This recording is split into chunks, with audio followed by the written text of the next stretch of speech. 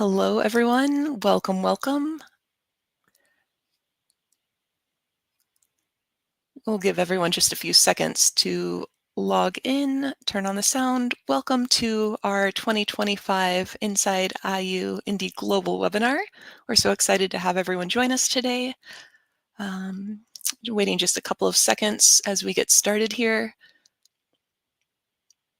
Happy 2025. We're so excited to kick off our webinar series, our monthly webinar series.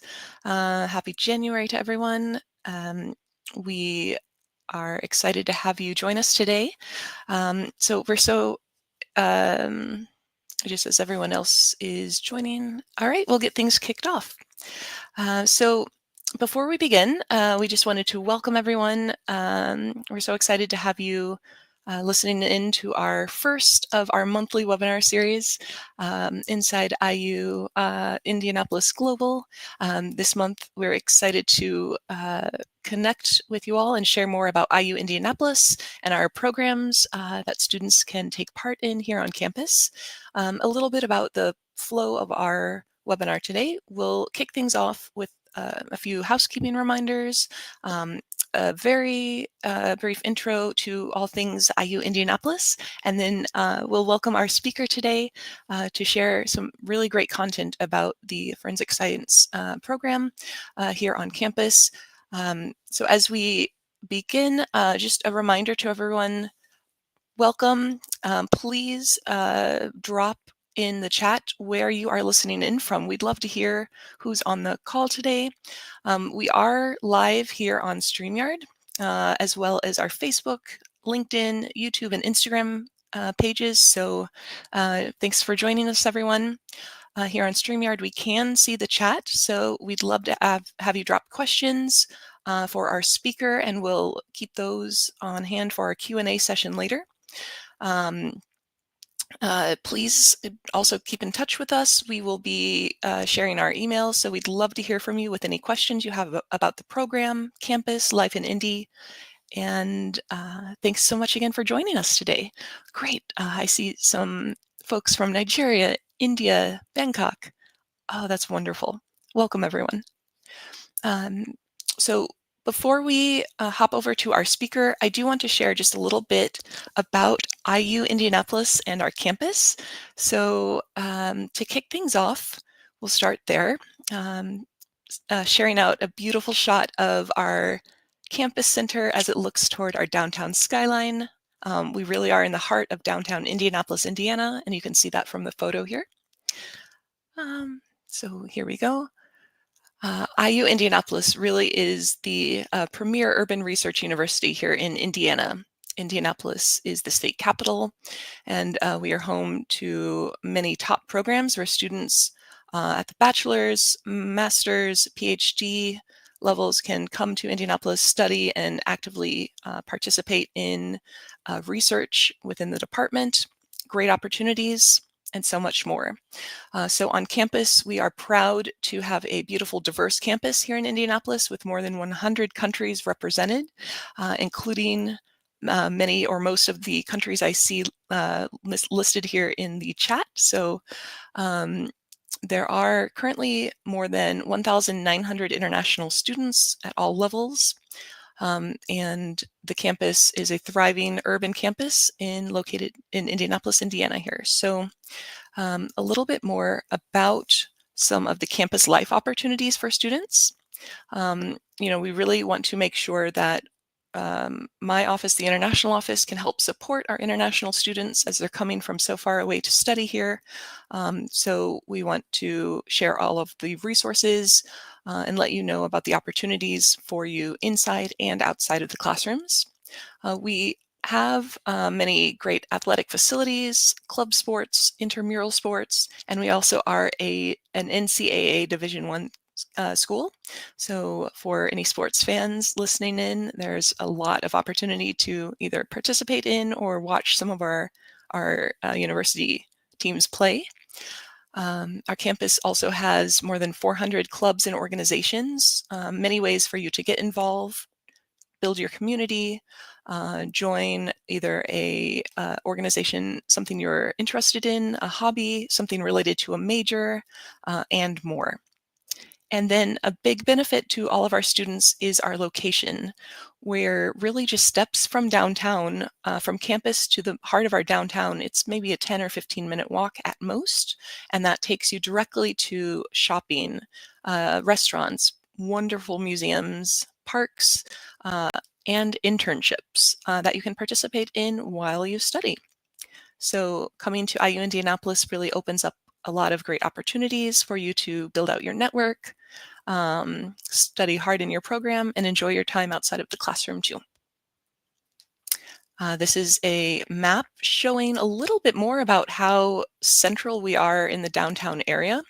Um, and then taking it a little bit further, we are the capital city in Indiana in the Midwest. So our location is a benefit not only in the city of Indianapolis, but in the US as a whole. It's relatively central and very easy for our international students to just take a couple flights to Indianapolis from their home city. And our world-class airport is about a 10-minute drive from our campus proper. One of my favorite things is to meet new students at the airport in the fall to welcome them to Indianapolis and help them get safely to campus. I wanted to highlight a few of our local companies as well that have been instrumental in helping students with internship options as they're going through their program. The Kelley School of Business, for example, since 2020 has had more than 450 internships for their students to partake in. We also have many job fairs all across campus throughout the academic year where students can connect with local companies, have FaceTime, build out their network, and really look for those opportunities related to their job field.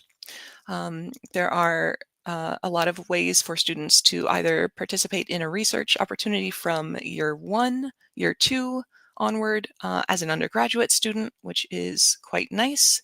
And I do like to highlight that for our School of Science faculty, more than 60%, they currently have research awards that they're actively pursuing grant-wise, et cetera. So there are a lot of opportunities, as I've mentioned before, for our students, and we'd love to continue to promote those. Very quickly, I wanted to highlight a few of the programs, but we do have top programs in health, sciences, business, technology, liberal arts, and more. We are the only dental school in the state of Indiana, home to the IU School of Medicine, and really excited to continue to share out that the Convergent Bioscience and Technology Institute, the Institute of Human Health and Wellbeing, Integrated Nanosystems Development Institute, and more are located on campus, which, depending on your area of interest, can be really great for you to learn more about. So please check out our website and connect with us. We'll be able to share a little bit more about all of those great amenities on our campus. For students who are thinking about the application period, a little bit about the process here. So for undergraduate students, for example, to apply, you would submit your application through the Common App or our online portal, Apply IU, and you'd be able to select the IU Indianapolis campus, upload additional documents like your transcripts, proof of English, and so on. Happy to share that we are test optional, so we do not need SAT or ACT scores for you to apply. And then you'd be working with our international admissions team to help you along the way. So again, please reach out to our office. We'd love to share more information and help personalize that based on your area of interest. This is a little bit more about our timeline. And coming up, we do have on February 15th our merit scholarship deadline. So that February 15th date is going to be the deadline for you to submit your application to IU Indianapolis to be considered automatically for our merit scholarships. And these are scholarships for our undergraduate students coming in as a first-time freshman. These are scholarships based on your grades. So please reach out and we can share a little bit more about what that would look like. But you're automatically considered when you apply, and information about awards would be in your admission letter once you're accepted to IU Indy. I'll wrap things up on my end, just so we have the bulk of today's call to focus on our topic, but kind of ending on another beautiful shot from campus facing downtown, and a quote from one of our International Student Success Ambassadors, talking about their time on campus and what they enjoyed about being a student and living in Indianapolis, and just wanting to end on the note that we're excited to share more about campus, about all things Indianapolis, and I'll drop our email here in the chat as well, but we would love to hear from you with any questions. Please do reach out to us at iapply@iu.edu. And with that, I will remove my slide deck, and thanks for listening to the intro to IU Indianapolis. I'd love to now shift gears and welcome our speaker today. Gina is the director of the FIS program here on campus, and I'm so excited. Gina, thank you so much for joining us this morning. We are really happy to have you on the call to share a little bit more about your program opportunities for students. So over to you, and I'm excited to listen in as well. Thank you, Leslie. So welcome, everyone. I do have some slides. Hopefully those are able to be shared, but I'm going to talk to you a little bit about the Forensic Investigative Sciences program at IU Indianapolis. So currently I am a teaching professor in the School of Science and the director of the Forensic Investigative Sciences program here. Like Leslie said, it's a great city, and do enjoy my time here. I've actually been teaching with the university for almost 20 years. And I'm really excited to share all about the programs that we have here. So first, a little bit about what is the School of Science. We actually, on our campus here at IU Indianapolis, have 16 different schools, which houses all of these amazing degree programs. And the Forensic Investigative Sciences program is housed within the School of Science. IU Indianapolis has over 25,000 students that are working towards a variety of degrees. So we have undergraduate, graduate, professional degrees here on our campus, and are fortunate enough to, as the School of Science, to work with all of these different schools and collaborate on projects and research and share students. And it's really a fantastic place. So you can see a picture of some of our buildings that we have there on campus. And then in the upper right-hand corner, we have all of our incoming first-year freshman science students that started this past fall. So this is our picture from August, and all of the students that we welcomed into our school. This IU Indianapolis is in the heart of this major metropolitan area, and there are multitude of opportunities for our students, especially in science, in research, and internship opportunities. And you also are going to get that traditional college experience and student life, living on campus, and having opportunities and clubs and extracurriculars as well. So a little bit about our program. We are a little bit different. We actually are a program housed within the School of Science, and we have faculty that teach in our program from both the biology department and the chemistry and chemical biology department. So our faculty come from a diverse background as well. So we are a collaborative or multi-curricular program. So our students do take a variety of science coursework, which we'll talk a little bit more about today. But our faculty that teach in the program have their main discipline in biology or chemistry, and then their research focus is really on forensic related topics and how they can apply that science to forensic issues. This is some images of our teaching space. We do have dedicated teaching space for our program, which is really fantastic. We have 3 teaching laboratories that house students that are looking at forensic biology. We have forensic chemistry, and then we also have a forensic microscopy lab, which is really unique about our program, with much equipment that all students get hands-on experience with that go through our program. So both our undergraduate and graduate students are able to work in these lab spaces and get to use real equipment that's used in real crime laboratories. And then we do have the faculty that do research have their own dedicated research space as well.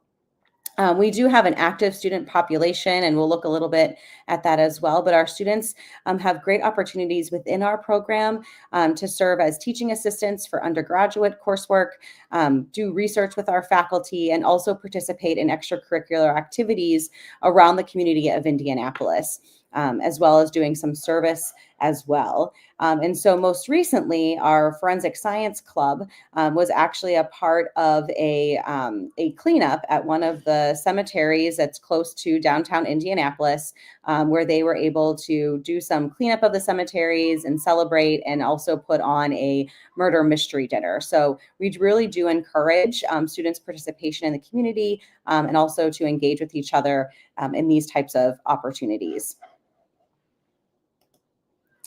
So a little bit about our program. So we do have 2 degrees.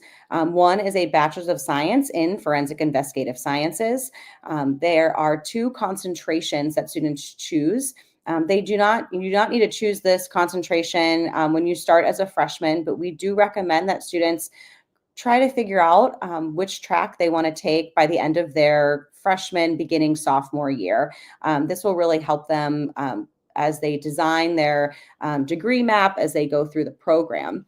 So we have both concentrations in chemistry and biology, and our students really start heavy with a rigorous science curriculum. So all of our students, regardless of what concentration they will take 2 semesters of general chemistry and laboratory, as well as general biology.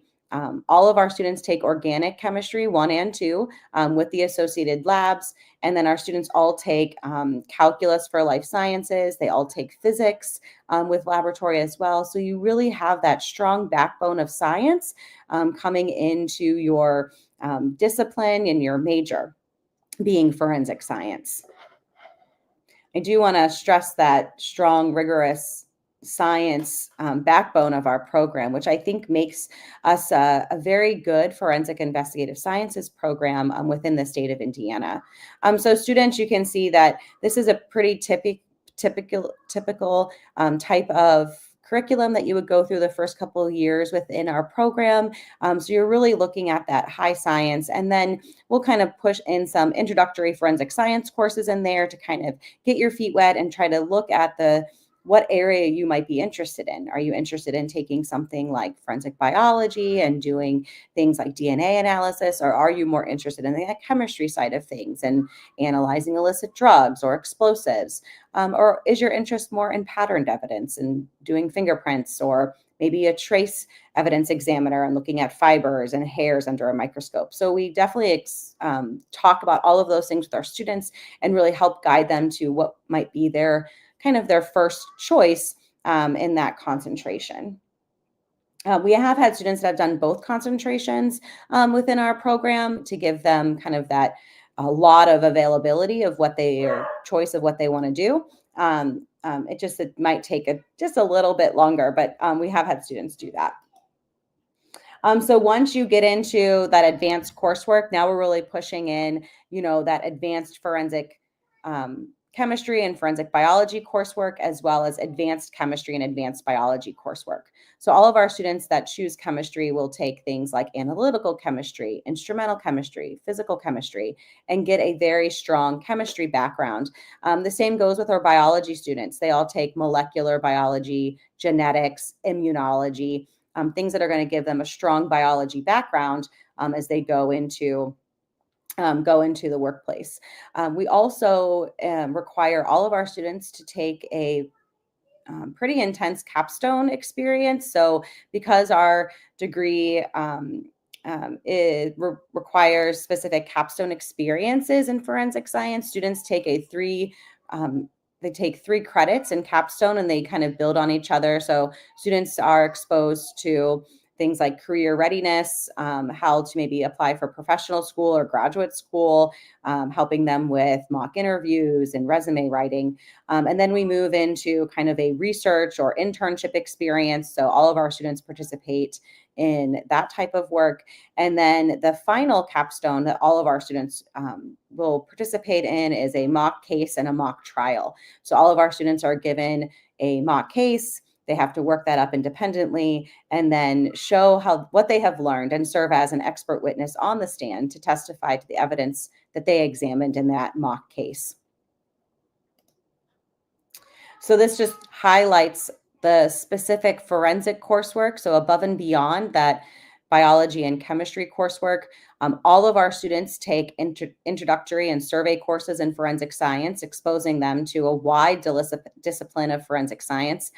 This will include forensic biology and chemistry, but also go into impression evidence. It will go into death investigation, as well as that instrumental tools that are used in forensic science, and also looking at the history, law, ethics, and terminology, forensic science laboratories, and what goes on around the country, and really get that broad education in what forensic science is. All of our students take forensic microscopy and how we use microscopes in forensic science. Like I highlighted earlier, this is pretty unique with our program. Many schools might just show a microscope or two in a lab class, but our students actually get that hands-on experience with microscopes, and we have a whole course dedicated to microscopy. We have a professional issues and ethics course in forensic science, law, which in forensic science, which is actually taught by a judge that's here in the city of Indianapolis, which is a really cool experience for our students to actually have a judge teach our courses and about how law is or how forensic science is perceived in the legal system. And then I mentioned our capstone experiences, and then as well as advanced coursework in forensic chemistry, biology, and genetics. We are also really fortunate because of our location. We have multitude of crime labs around our city, and so we have the opportunity to hire part-time instructors to come and teach special topics within their specialized discipline in forensic science. And so we have real practitioners teaching 1 credit hour special topics courses for our students to give them some advanced science coursework in forensic science, as well as exposure to all of these various areas that are in forensic science.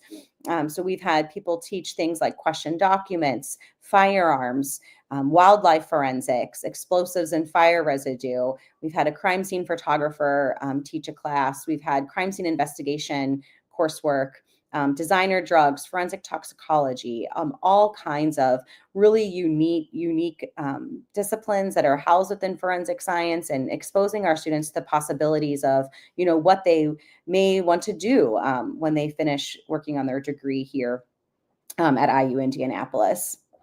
Most recently, we taught a digital forensics course as well as a forensic psychology course that were also really popular here at IU Indianapolis. So one thing that really sets our program aside from other forensic science programs is our FEPAC accreditation. So FEPAC is the Forensic Educational Programs Accrediting Commission, which is housed within the American Academy of Forensic Sciences, which is the governing kind of body organization over all forensic sciences. It is a very diverse, multidisciplinary organization that ranges from pathology, anthropology, digital and multimedia, through the legal system, behavioral sciences. And we are a part of this organization, and being FEPAC accredited is very special and unique. So if you are really interested in learning or doing forensic science post for your bachelor's or even maybe a master's degree, really think about searching for schools that have that association. This is going to ensure that you have that science curriculum that's required in order to be a forensic scientist within a crime laboratory. We are one of 33 accredited BS programs in the country. So out of all of the programs that you might see forensic science, we are one of these accredited programs. We also are one of the 21 master's programs. We have our master's program accredited as well. And we are the only accredited program and the first accredited program in the state of Indiana. So a little bit more about our master's program. So our bachelor's program started in 2005. And then roughly, I want to say 10 years following that, we decided let's start a thesis or a master's program in forensic science. And we have two separate master's programs. One is a thesis-based program where students will come in.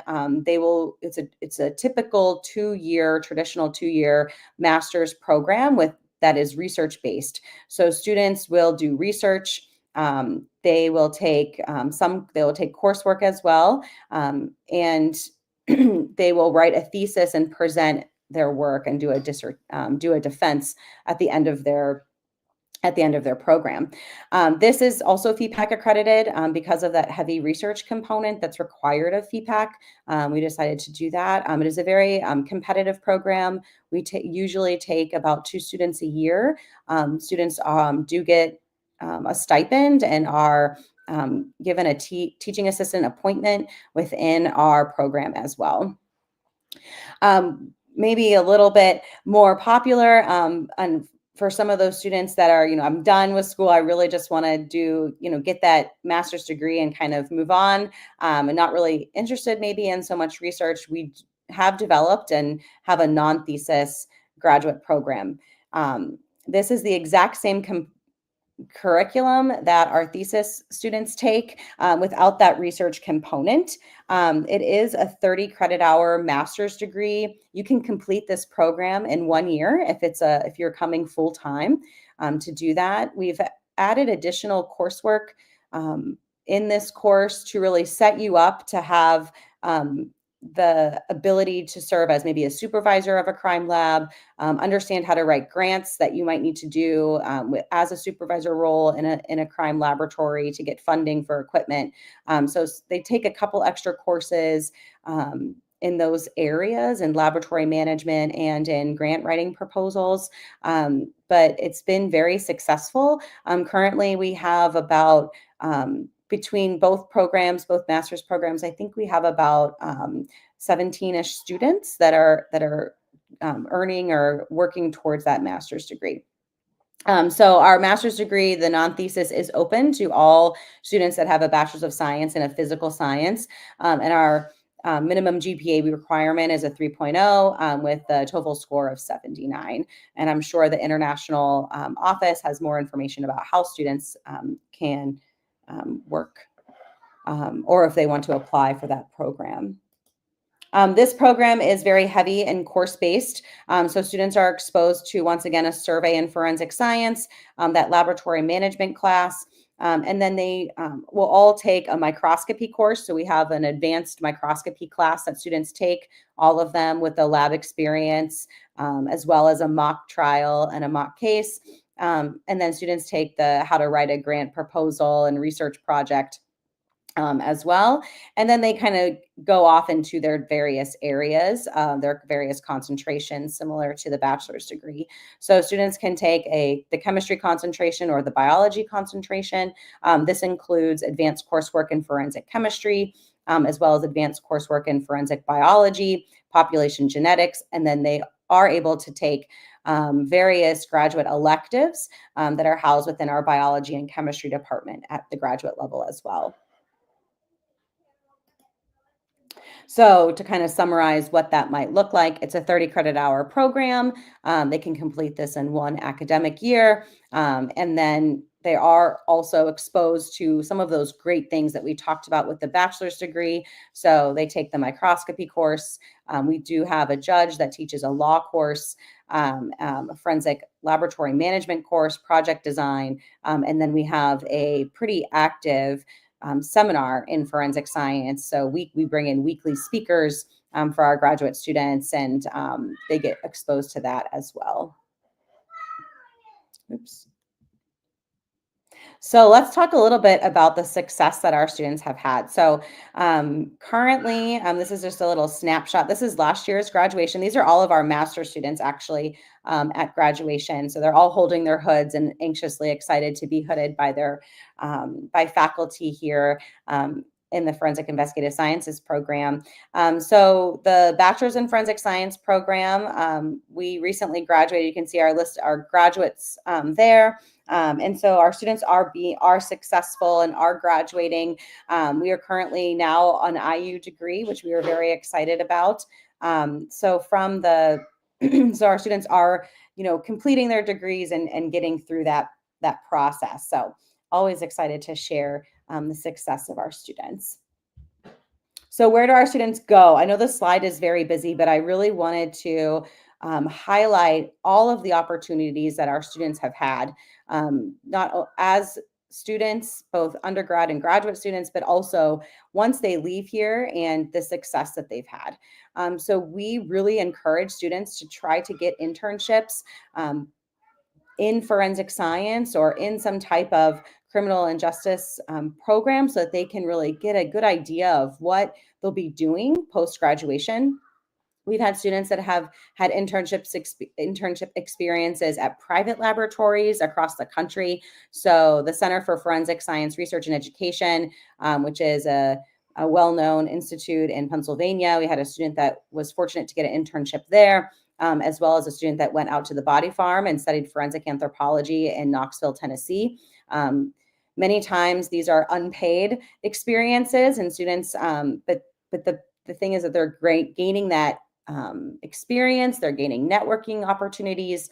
We've had students go to federal laboratories such as the ATF, DEA, and the Defense Forensic Science Center. We've had students go to state forensic science laboratories. So many states will have a headquarters forensic science or crime laboratory. So we've had students go to multiple of those, as well as here at Indiana, and then regional labs as well. So, and as you can see, there are some smaller labs, but students have gotten to experience that as well.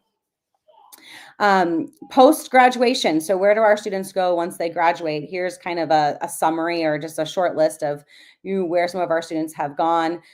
They don't stay local, so they have gone beyond Indiana for sure. We also did have some students that came from Qatar that graduated from our program and went back to their country and took what they've learned here and have worked in forensic science laboratories in their home country. So these include private laboratories, these include government funded laboratories, as well as federal laboratories too. What's really also unique about our program is that you're not just limited to forensic science. You can go and work at a research laboratory or go into science. So we've had students that have gotten jobs at places like Eli Lilly pharmaceutical company, and other types of labs experience that might not be directly related to forensic science. In addition to the education and the experiences that students have here, they can do research. We have 4 amazing research faculty that are associated with the Forensic Investigative Sciences program, and I want to highlight some of the work that they're doing. So in our forensic biology, Dr. Walsh and Dr. Picard are both professors in the Department of Biology.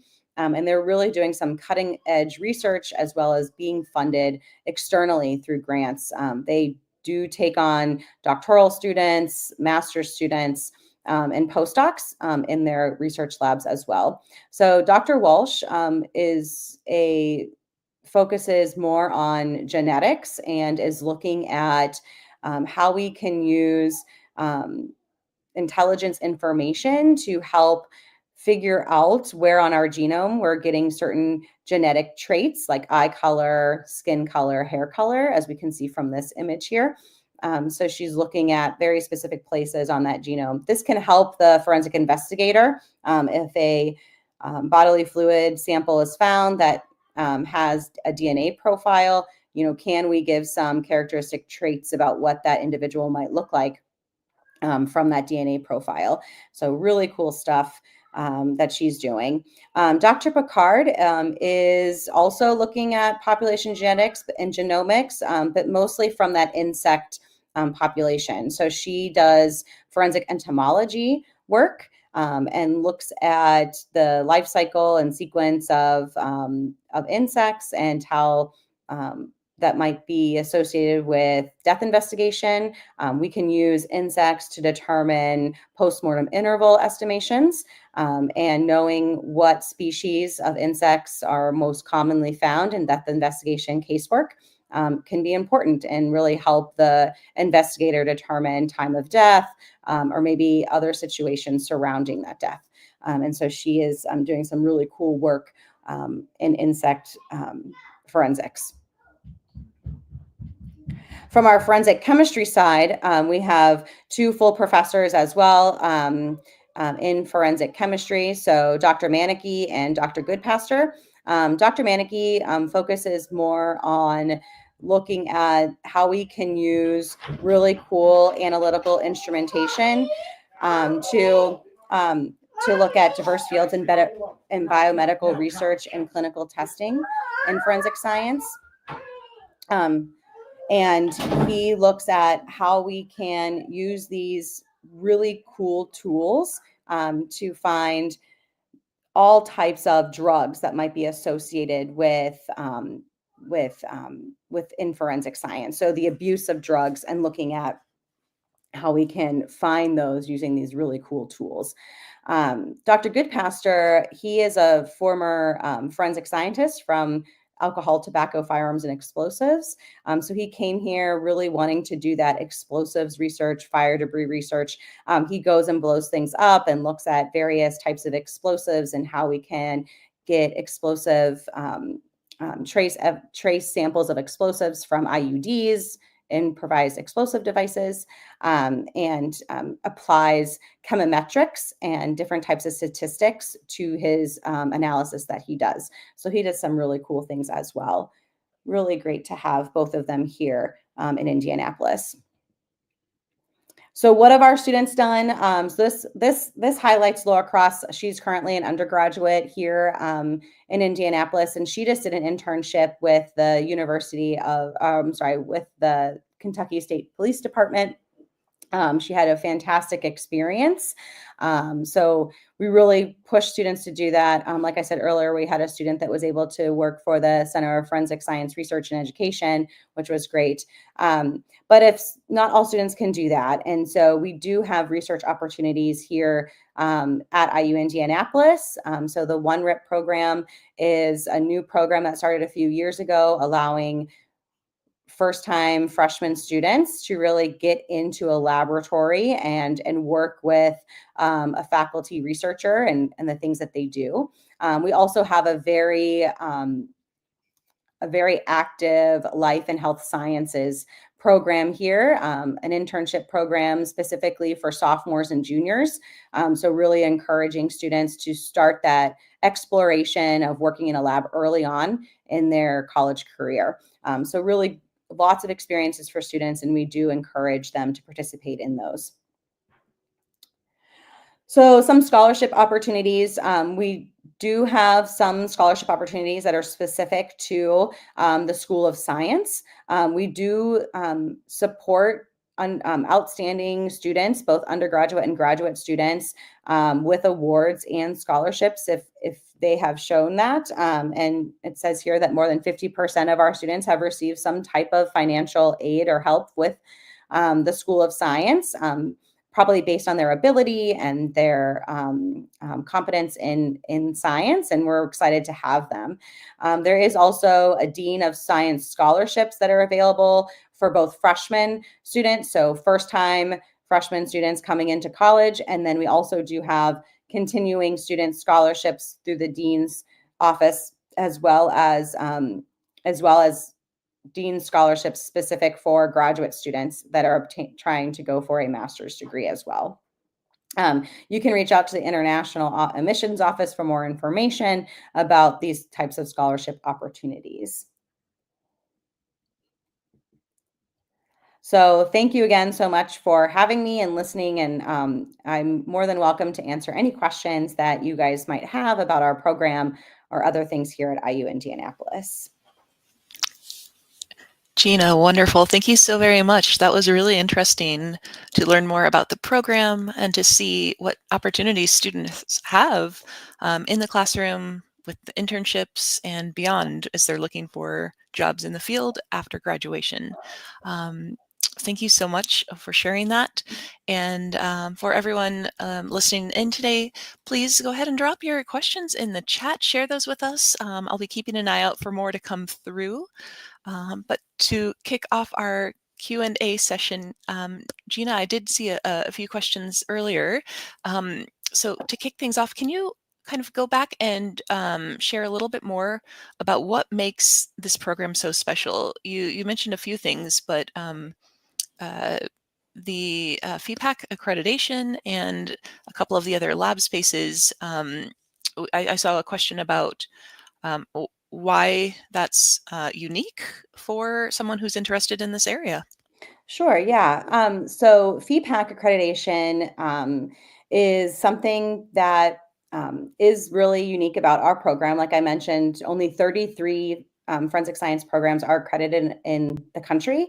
And so that doesn't seem like a lot compared to probably all the universities and forensic science programs that there are. And what is special about this FEPAC accreditation is the rigorous curriculum that we have developed, right? And what we require our students to complete while they're here to earn their degree. That's why I spent a lot of time talking about that curriculum, because it is very science heavy, and our students, and that's what makes our program FEPAC accreditable, is because of that science curriculum.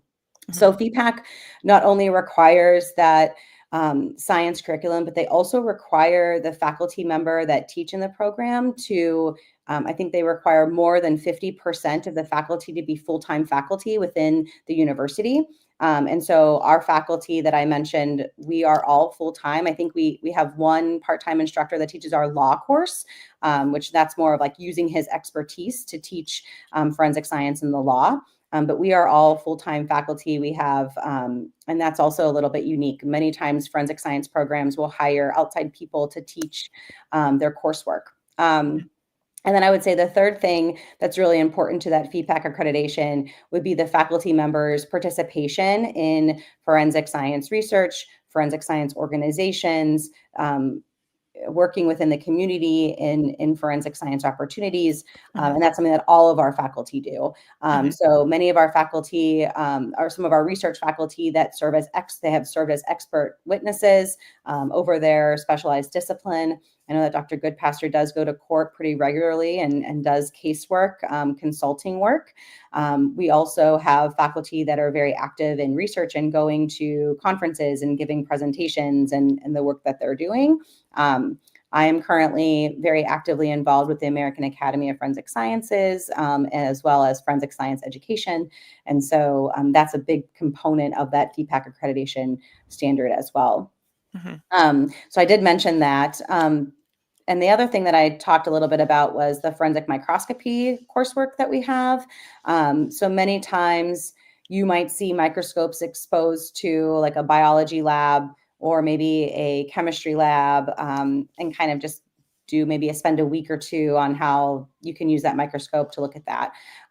But what we have done is we've actually did a whole course in microscopy. So not only do we just use the microscope to look at evidence, right, but we also talk about how that microscope functions, what we can do with it, above and beyond just one or two labs. We actually have, I think, a whole semester and a whole semester worth of laboratory experiences using all types of microscopes. So we actually have 2 comparison scopes in our lab, which is really neat, which is unique to forensic science, as well as stereo microscopes, polarizing light microscopes.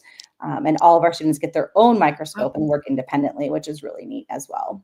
Oh, wow. That sounds like a really great opportunity for someone to get that experience and then be so much more well prepared when they're looking for jobs in the future. Yeah, Wonderful. for sure. So I saw another question coming in, um, uh, but I wanted to kind of break that up. First, so we have the undergraduate programs and the graduate programs.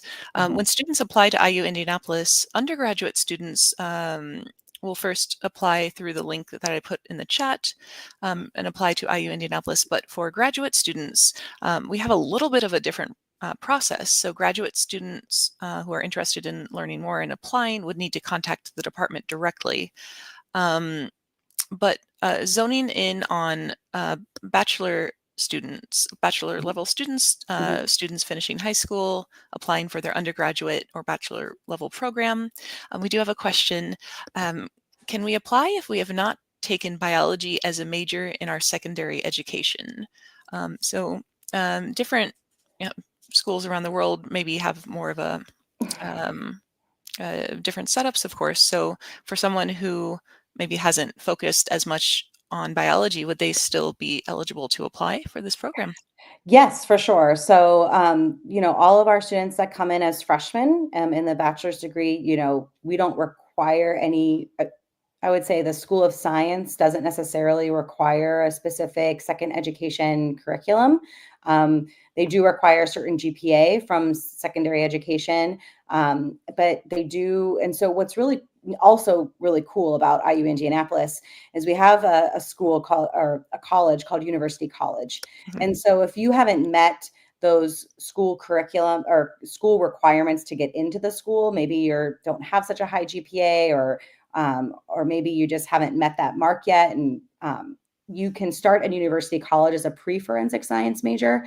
So you are set up with an advisor to help you take some of those courseworks to get you well prepared. And then once you've completed, I think, the first semester of general chemistry, you can then apply and get into the School of Science. So if you get into IU Indianapolis, you can start working towards your degree in forensic science. And then there is no specific requirement to be in that program from a secondary ed curriculum. Nice. I see another question talking about more what I know you've already touched on this a little bit, but what else can you do if you go on the chemistry track versus the biology track and concentration? Are there any, um, I'll say, pros or cons Yeah. about choosing one or over the other? Yeah, and a lot of our students, when they come in, they don't know what they want to do yet. They're kind of like, I just want to do forensic science, but they don't Yeah. really know the differences between biology and chemistry and what that looks like post graduation, right? So, so for forensic biology, the students, we make sure that our students take a curriculum that will allow them to be a DNA analyst. So there are specific courses that the FBI, the Federal Bureau of Investigations, require in order to go into being a DNA analyst in various types of crime laboratories. And that's really going to give you that best education to do that. So we ensure that students have that curriculum. And if you go into that forensic biology track, we have students that most of them go into DNA analysis, but you can also go into serology, which is identification of bodily fluids. We have had students students are interested many times in blood spatter, interpretation and that type of work. You can also go into things like patterned evidence and doing fingerprinting or impressions like tire treads and footwear. So you can also go into that area too with having that forensic biology background. And the coursework that students take above and beyond that. So they take, so a forensic biology, they'll take population genetics, molecular biology, they'll take statistics and learn that core curriculum. They also take, I think, immunology as well, and then can choose another advanced biology course like ecology or other area that that they might be interested in. For the forensic chemistry side, forensic chemistry is a little bit more versatile. They're not really narrowed down to that DNA kind of work. When you go into forensic chemistry, you have a very strong chemical background. So we're really hitting those analytical chemistry techniques.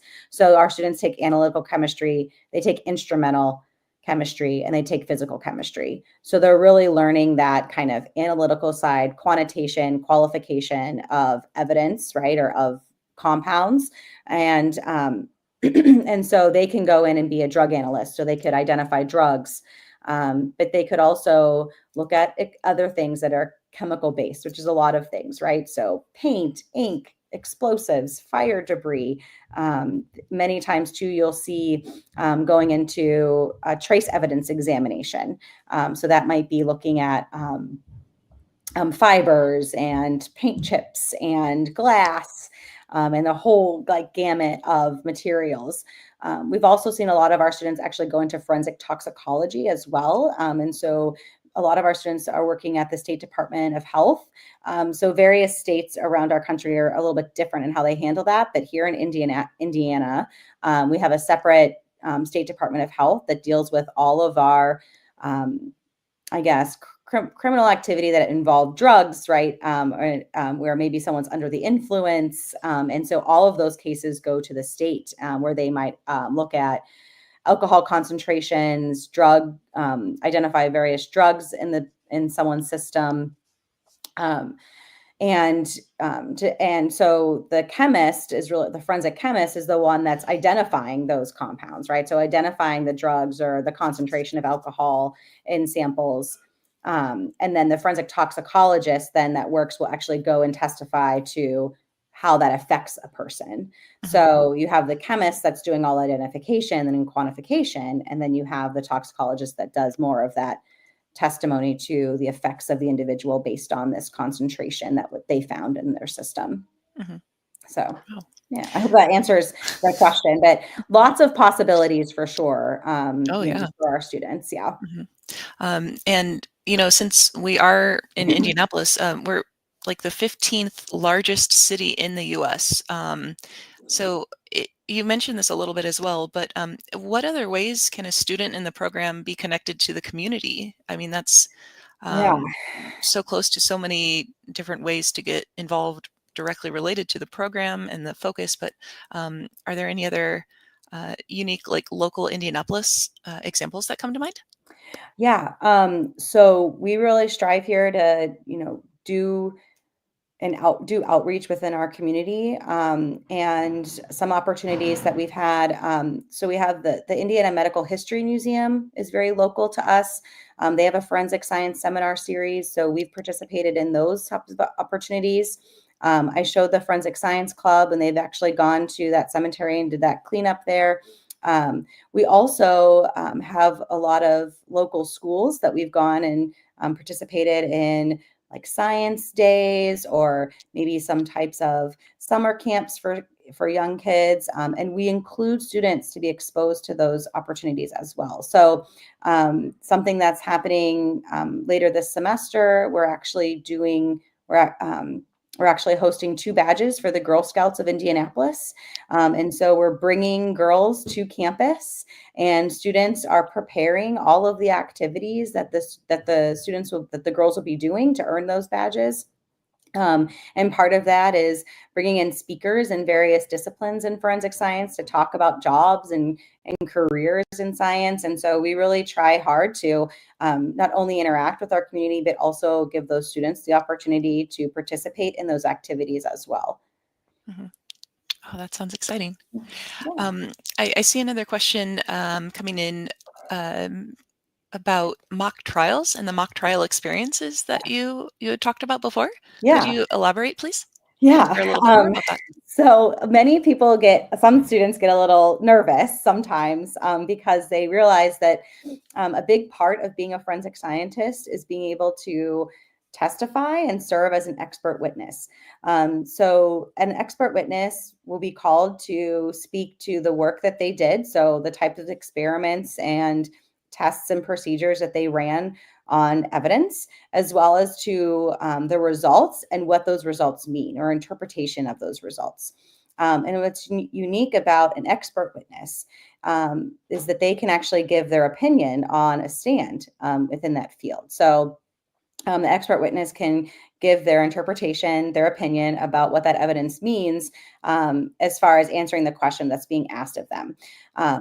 They're not going to determine guilt or innocence. I like to tell my students that they're not going to say, "Oh, this person did it," right? That's not what they're doing. They're more following the clues of the evidence and saying, I'm identifying this fingerprint and it matches the other fingerprint that was found at the crime scene, right? So those are the types of things that they're doing. And we want to make sure that students have that opportunity in a comfortable, I like to say comfortable and safe environment, but with their professors that they've been studying with and gaining exposure to working independently in the lab is really important. So working on instrumentation by themselves, figuring out and troubleshooting maybe issues that may arise. And then once they get results, being able to speak to what those results mean. So I found, how do I know that this fingerprint matches? What are the things that I'm finding within that fingerprint that match to the other fingerprint? And so being able to speak to that and explain that in layman's terms, so ways that everyone can understand, or a jury or a judge could understand, that does not have that scientific background, is a really important quality that forensic scientists need to have. And so we make sure to give them that first experience here at IU Indianapolis within our program. Oh, wonderful. So Gina, here's a good one. What class have you enjoyed teaching the most? Ooh, teaching about, yeah. So Or I'm sorry, from definitely, the like, I've taught a lot of classes. That's a great question. Forensic microscopy is probably my major passion. I was fortunate enough to be trained at Macron, which is a institution up in Chicago that teach you how to use microscopy, and so definitely do love teaching microscopy, especially because students have never really had that in-depth discussion or like hands-on experience before, and so it's like new to everyone. mhm. And so I do love teaching that class. I also taught instrumental, which was also a really neat class, an instrumental chemistry course. So how you use instruments and what you can tell from the instrument and how they function and how they work. So definitely, I do teach a lot of courses, and I have enjoyed most of them. They all have their kind of unique little quirk to them and all of that. But I guess microscopy would probably be my choice. That sounds Yeah. really exciting. Yeah. We're kind of getting close to the end of our live stream today, so I'll kind of start to wrap up with one final question here. Um, what advice do you have for a high school student who's interested in this field? Not quite sure what they want to study yet, but any advice for that type of student and other students on the call who are Yeah. interested in learning more about this area and this field? Yeah, great question. So, I think if you are thinking about forensic science and that might be something you're interested in, I highly recommend taking a science class and seeing if you like science. It's a pretty heavy science curriculum, so that would be a good thing to try to do. There also are some really great forensic podcasts out there that, listening to, what's happening and knowing, what happens in criminal investigations is also really key, and how that forensic scientist works as a part of that. So knowing that they are just one part of the team and solving criminal activity is really important too. And if you have a local crime laboratory or police department, ask them if you can maybe, shadow someone for a day and see the type of work that they do. Many police departments will have a crime lab associated with it, and so just seeing kind of some of that work that they do, maybe getting a tour of the laboratory would be something that you could do, and kind of see what that looks like, in the real world, right? So, yeah. Good advice and a good way to kind of wrap up our webinar today. With that, first, Gina, thank you so very much for joining and sharing your expertise today. A big thank you to everyone who listened in. I saw a couple of chats come in from people that are my colleagues in the international admissions side of things. We've met them at fairs in Nepal and other places around the world. For everyone who's interested in learning more, please do reach out. I apply at iu.edu. And reach out to us, connect with us. We're happy to help connect you to the department as well. And we're excited to hear from you. I wanted to also just remind everyone that we will be hosting a webinar monthly. So in February, our topic will be supply chain management. So switching topics a bit. But please register for our webinars on StreamYard, and we'll send certificates out to those who joined us. And just wrapping up again with thanks for joining us today. Excited to have connected with you, Gina, and thanks everyone. Have a wonderful rest of your day ahead, and I look forward to hearing from you soon. Bye.